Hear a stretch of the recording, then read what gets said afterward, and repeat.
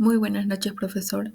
Junto a mi grupo vamos a exponer acerca de las averías de los diferentes componentes del motor y las consecuencias que puede afectar directamente. También hablaremos acerca de la medición de compresión del motor y acerca del desmontaje del conjunto pistón-biela cigüeñal. Comenzaré con las averías y las consecuencias. El primer componente son los cilindros. Un caso real es, por ejemplo, en los camiones de minería que operan en condiciones extremas. Si el sistema de refrigeración falla o el aceite no fluye correctamente, las temperaturas altas afectan a los cilindros. Esto va a causar un desgaste, un ovalamiento y concavidad, lo que lleva a una pérdida de compresión y mayor consumo de combustible y de aceite. Como segundo componente tenemos a los pistones. Cuando la mezcla de aire y combustible no se quema correctamente, se produce una detonación en los pistones. Esto va a generar presión y temperatura excesiva, lo que va a dañar la cabeza del pistón y reducir la potencia, y va a haber causa de fugas de compresión. Como tercer componente tenemos las averías en los segmentos. Los segmentos que son los anillos. Estos anillos son tres, dos de compresión y uno de lubricación. Si los segmentos están desgastados debido a la alta temperatura y la mala lubricación, no van a sellar bien al cilindro. Esto va a generar una pérdida de compresión, un aumento de consumo de aceite y emisiones de humo.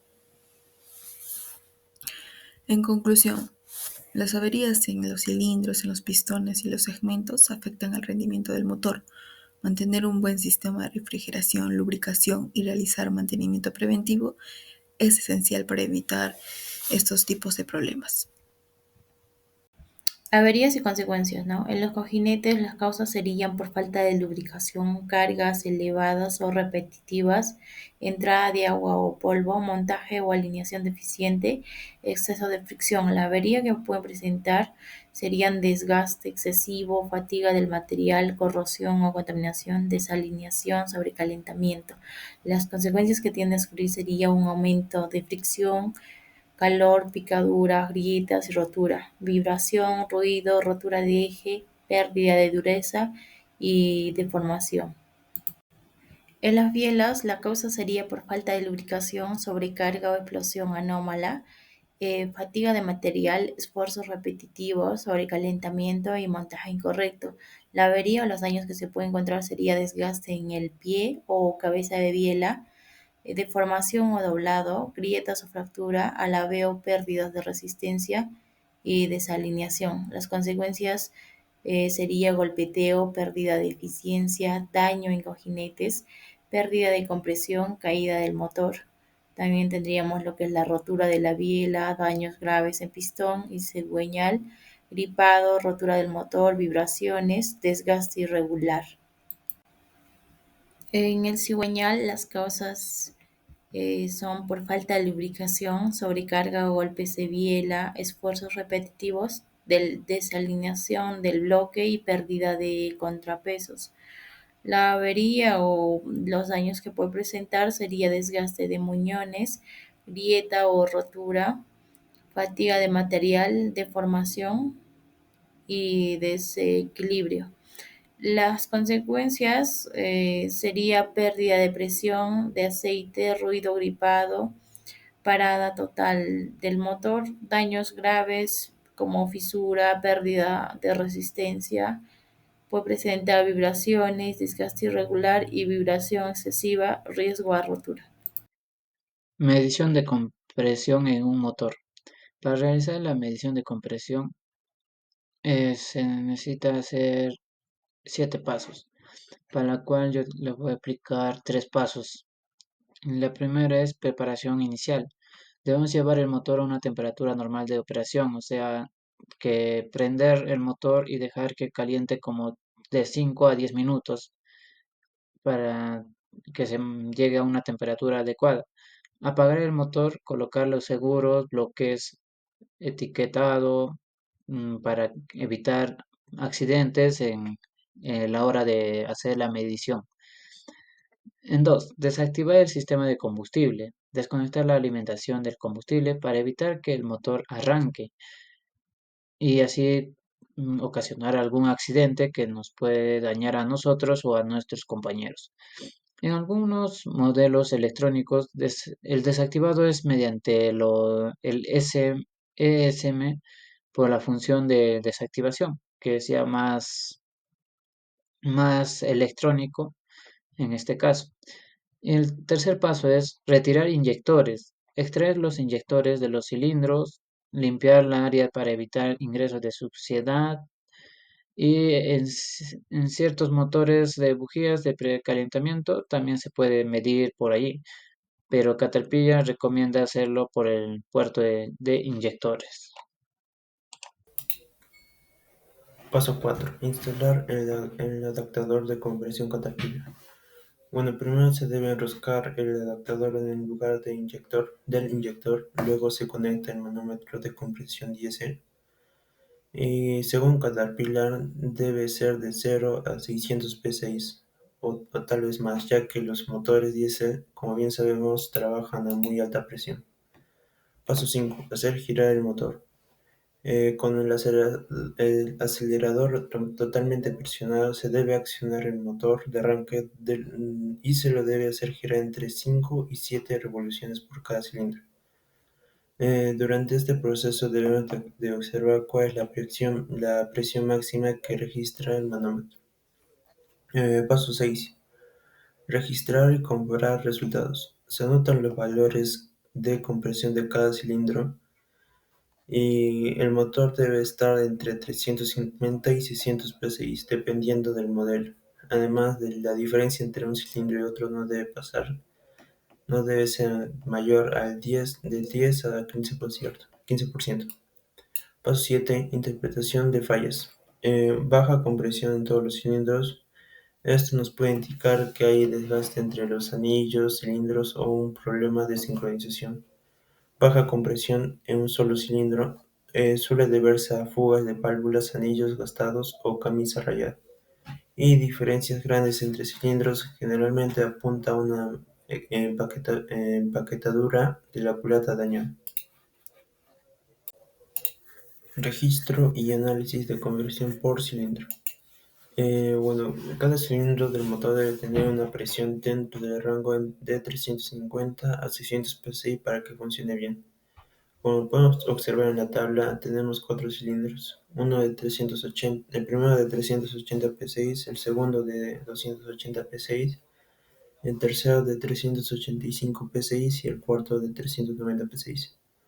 El primero podemos ver que se encuentra dentro del rango, por el cual está correcto. El segundo está por debajo del rango y o sea, está mal incorrecto.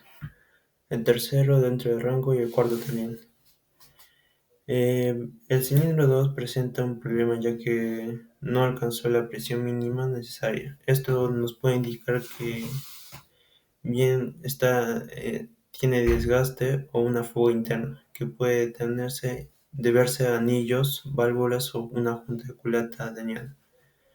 En conclusión, el motor en general está bien, pero el cilindro 2 necesita reparación porque su compresión es baja y eso puede afectar en el rendimiento del motor.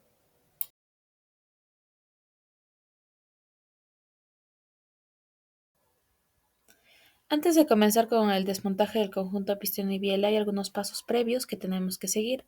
Primero debemos retirar lo que es la culata, el cárter y la bomba de aceite para así poder dejar la zona de trabajo libre. En segundo tenemos que marcar todos los componentes para así poder identificar el número de cilindro y la orientación de la biela respecto al pistón. Esto nos va a ayudar a que al momento de hacer el montaje todo va a volver a su lugar exactamente. Una vez realizados estos pasos, lo primero que vamos a hacer es girar el cigüeñal hasta que el pistón quede en el punto muerto inferior. Después vamos a identificar y desmontar los tornillos de las tapas de biela. Vamos a retirarlas con cuidado y vamos a procurar marcarlas para así poder asegurarnos de que al momento de montarlas queden en la misma posición. Una vez realizado esto, vamos a dirigirnos a la parte de abajo del pistón y vamos a empezar a empujarlo hacia arriba con ayuda de un martillo de goma. Esto lo vamos a hacer hasta que los anillos empiecen a quedar por encima de la camisa. Ahora, como cuarto paso, vamos a desmontar los segmentos. Para esto vamos a necesitar un extractor de segmentos. Vamos a comenzar retirando uno a uno, empezando por el segmento de fuego que se encuentra en la parte superior, el segmento de compresión y por último el segmento de engrase que se encuentra en la parte inferior. Ahora vamos a separar lo que es el pistón y la biela. Para esto debemos identificar si el bulón es flotante. Vamos a retirar los anillos elásticos y empujamos el bulón con la mano o un mandril. Ahora, si es con interferencia, usamos una prensa hidráulica o un mandril adecuado apoyando al pistón en un soporte en V. Luego vamos a realizar lo que es la limpieza y el orden. Nos encargamos de limpiar todas las piezas con disolvente, las ordenamos por cilindro y las inspeccionamos visualmente en busca de desgaste, grietas o deformaciones. Ahora, por último, tenemos el desmontaje del cigüeñal. Para esto hemos considerado y hemos incluido una serie de pasos los cuales nos van a ayudar a completar con tal tarea. Como primer paso tenemos el desmontaje del volante motor o volante de inercia. Una tarea recomendada previa a esta sería el marcar la posición del volante motor respecto al cigüeñal. Esto con la intención de mantener equilibrado el conjunto, debido a que hay volantes que solo van a admitir una sola posición de montaje. Y realizar esta tarea previa nos va a ayudar a facilitar este paso a la hora del montaje. Como segundo paso tenemos la extracción del retén de aceite en el extremo del cigüeñal, esto junto a su resorte, y también debemos de anotar la posición de los cojinetes de bancada. Como tercer paso tenemos que aflojar progresivamente y en el orden indicado para extraer uno a uno, cada uno junto a su cojinete. Como cuarto paso tenemos la extracción del cigüeñal y los cojinetes axiales. También se deben desmontar los semicojinetes y cada uno debe ser marcado según su posición. Como quinto paso tenemos la limpieza de todas las piezas desmontadas. Esta limpieza se debe hacer con un producto disolvente y debemos posteriormente secar con aire a presión. Como sexto paso y último, debemos de sopletear con aire a presión los conductos de engrase del bloque para comprobar que estos no estén obstruidos. Gracias, profesor.